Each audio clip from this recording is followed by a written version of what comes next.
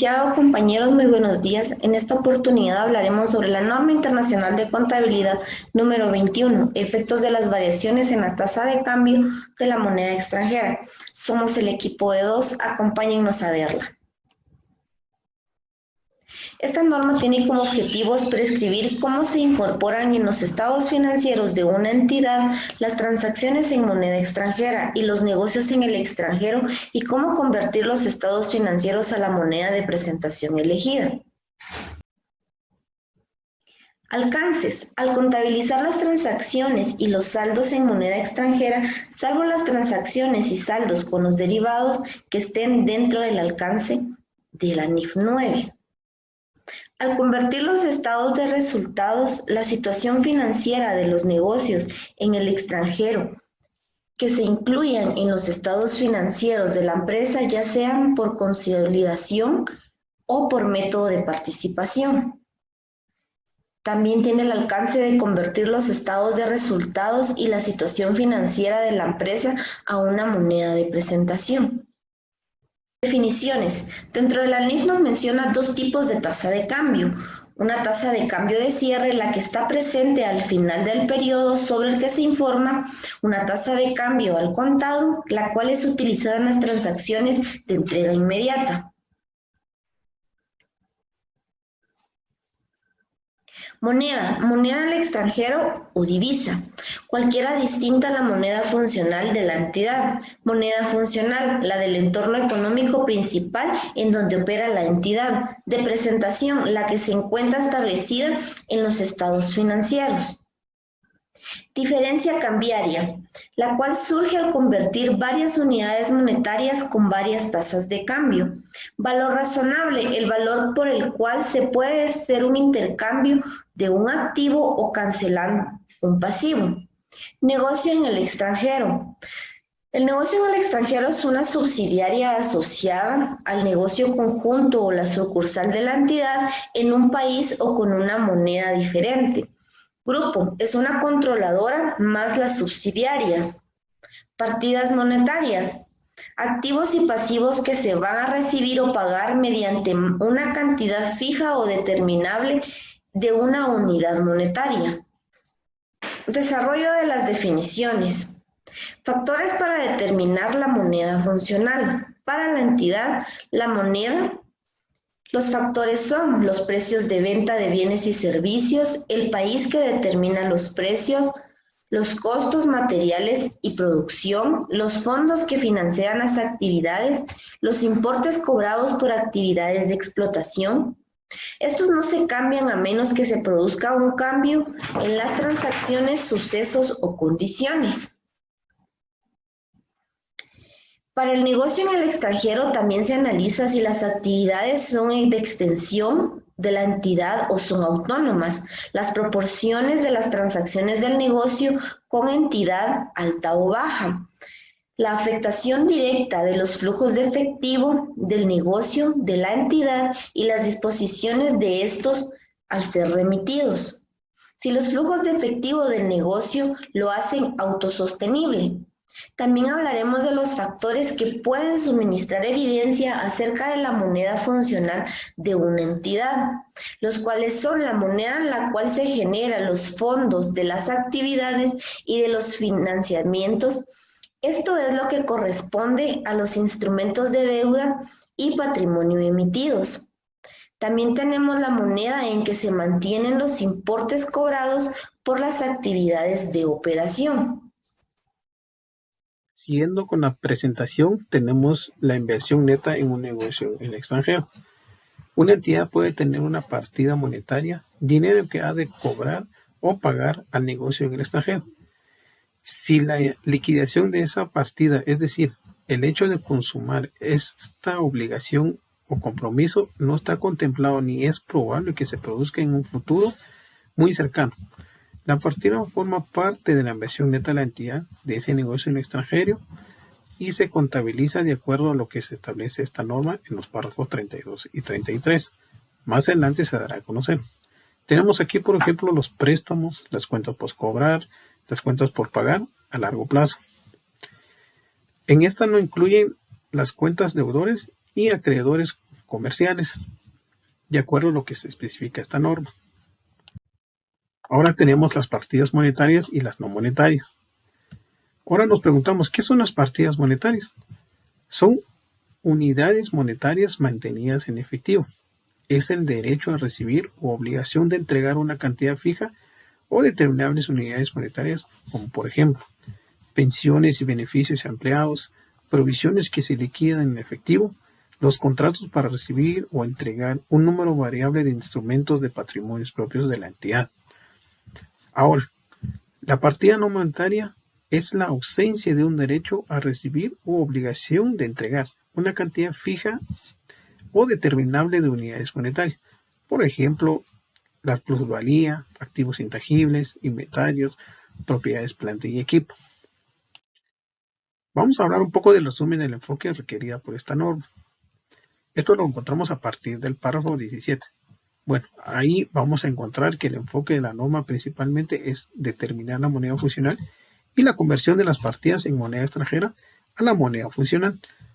Tenemos ahí entonces que muchas entidades pueden estar presentando sus estados financieros compuestos por otras entidades individuales.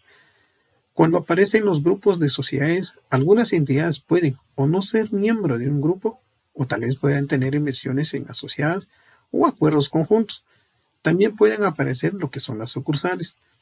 Por tanto, es muy necesario que los resultados y la situación financiera de los estados financieros de cada entidad individual, incluidas las entidades que están informando, se conviertan en la moneda en la que esta entidad presenta sus estados financieros.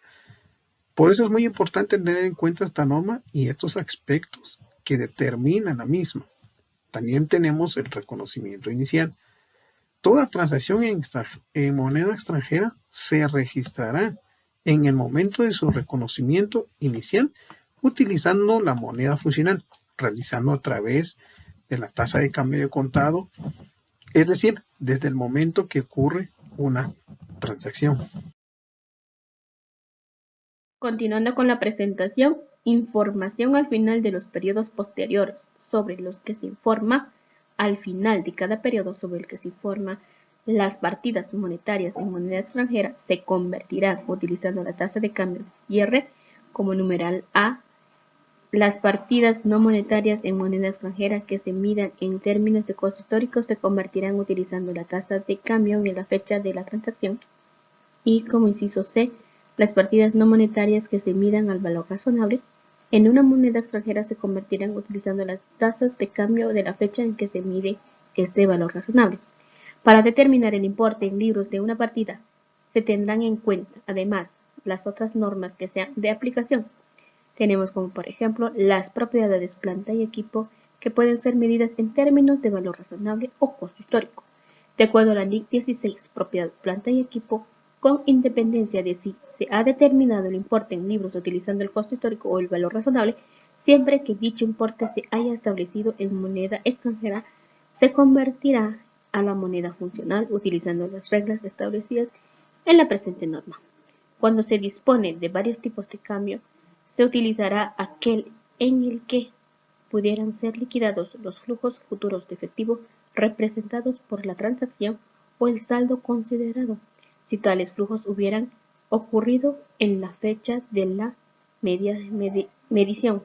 Cuando se haya perdido temporalmente la posibilidad de negociar dos monedas en condiciones de mercado, la tasa a utilizar será la de la primera que se fije en una fecha posterior, en la que se puedan negociar las divisas en las condiciones citadas. Tenemos como reconocimiento de las diferencias de cambio, como se ha señalado en los párrafos 3a y 5, la NIF 9 es aplicable a la contabilización de coberturas para partidas en moneda extranjera. La aplicación de la contabilidad de coberturas requiere que la entidad contabilice algunas diferencias de cambio de una moneda diferente al tratamiento para diferencias de cambio establecido en esta norma. La NIC 21 establece respecto a esto que la información en moneda funcional de las transacciones en moneda extranjera, las mismas deberán ser aplicables a la conversión de estados financieros cuando éste se produzca en un cambio en la moneda funcional de la entidad. Quiere decir que se aplicarán los procedimientos de conversión que sean aplicables a la nueva moneda funcional de forma prospectiva, desde la fecha en que se originó el cambio de cifra. Para eso también tenemos que tomar en cuenta que la norma en el párrafo 36 también establece, por ejemplo, cuando un cambio en la moneda que influya de forma determinante en los precios de venta de bienes o servicios podrán inducir a un cambio de moneda funcional de la entidad. También en el párrafo 37 la norma establece, como también a manera de ejemplo, que los importes resultantes ya convertidos en el caso de las partidas monetarias se deberán considerar al costo histórico correspondiente de cada uno. Por ejemplo, podríamos mencionar, en este caso, la utilización de activos fijos. Estos deberán convertirse a tipo de cambio histórico de la fecha que se adquirió el bien, mas no así para las partidas que son consideradas como partidas monetarias. También se tiene que tomar en cuenta que si hubiera clasificado otro resultado de acuerdo con los párrafos 32 y 39, dice que no se deberá reclasificar el patrimonio resultado hasta la disposición del negocio extranjero. Esto es, cuando tenemos conversión de partidas que tienen relación con el negocio extranjero.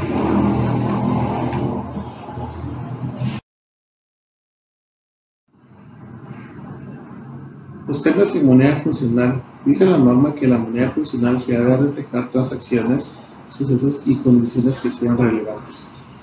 Para eso también se debe considerar que el efecto de un cambio en la moneda funcional, como lo dijimos en el párrafo anterior, se deberá tomar en cuenta como una contabilización de manera prospectiva. La entidad deberá convertir todas las partidas de la nueva moneda funcional utilizando la tasa de cambio a la fecha en que se produzca. Esto es cuando corresponde a economías no funcionales, la cual vamos a mencionar a continuación.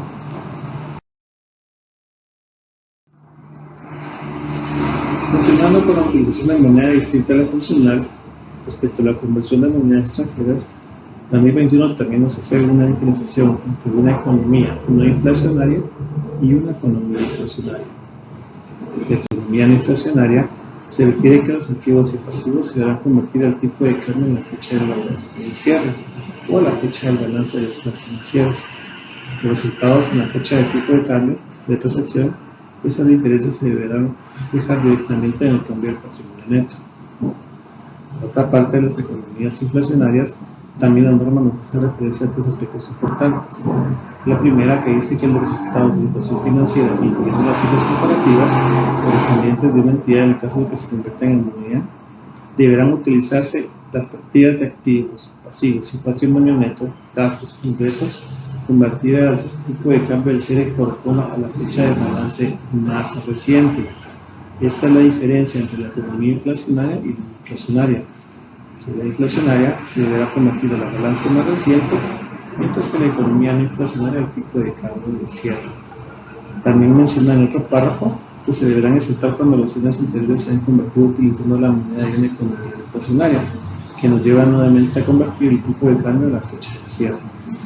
Y por último también, cuando una moneda funcional de la entidad corresponde con el periodo de economía inflacionaria, dice que deberán desglosar los estados financieros y deberá ser el efecto al aplicar el método de conversión establecido. De esta manera la norma nos hace permitir ver la distinción entre ambas partes.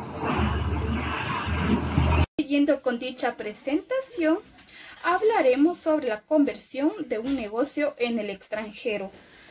Al convertir a una moneda de presentación los resultados y la situación financiera de un negocio en el extranjero, como paso previo a su inclusión en los estados financieros de la entidad que informa, ya sea mediante consolidación proporcional o utilizando el método de la participación. Es importante mencionar que en la incorporación de los resultados y la situación financiera de un negocio en el extranjero a los de la entidad que informa, se seguirá el proceso normal de consolidación, como por ejemplo la eliminación de los saldos y transacciones intragrupos de una subsidiaria. No obstante, un activo o pasivo monetario intragrupo, ya sea a corto o a largo plazo, no puede ser eliminado contra el correspondiente pasivo o activo intragrupo, ¿verdad? Sin mostrar los resultados de las variaciones en las tasas de cambio entre las monedas.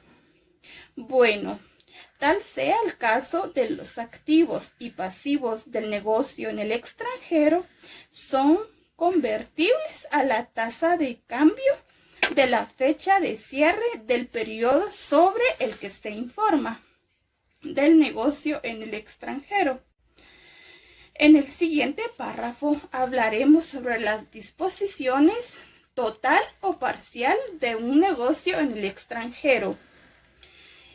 Este párrafo nos indica sobre la disposición de un negocio en el extranjero, el importe acumulado de la diferencia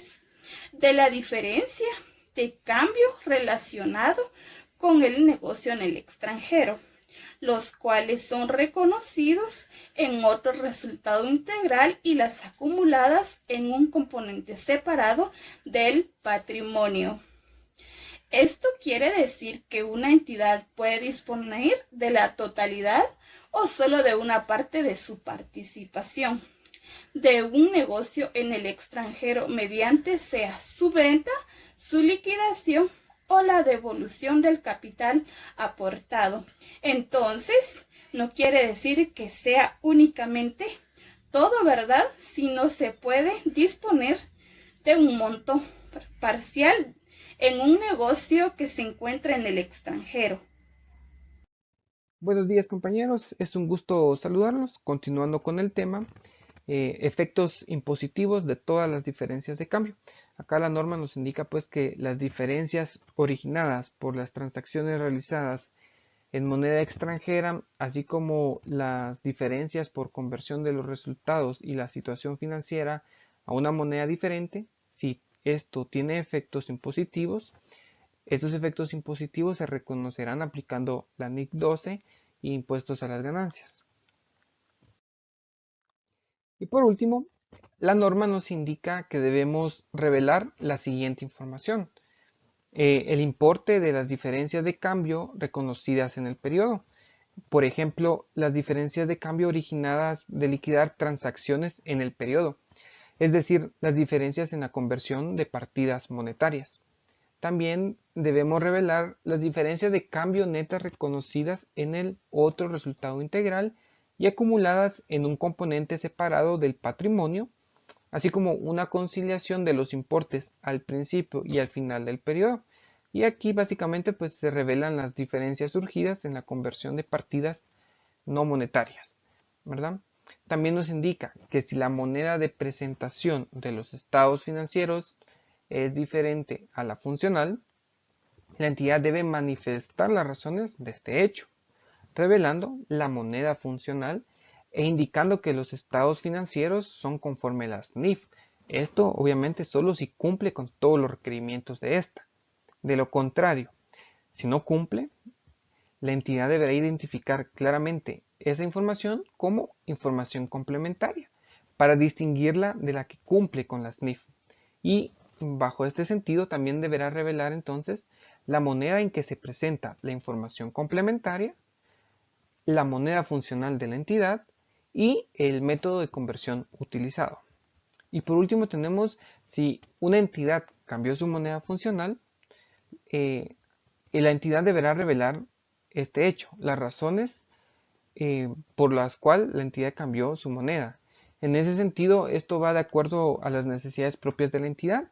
Por poner un ejemplo, si la mayor parte de las operaciones son en ventas y pagos, por ejemplo, se realizan en una moneda específica, pues diferente a la funcional, se debe revelar, ¿verdad? Entonces les agradecemos mucho por su atención y que tengan un excelente día.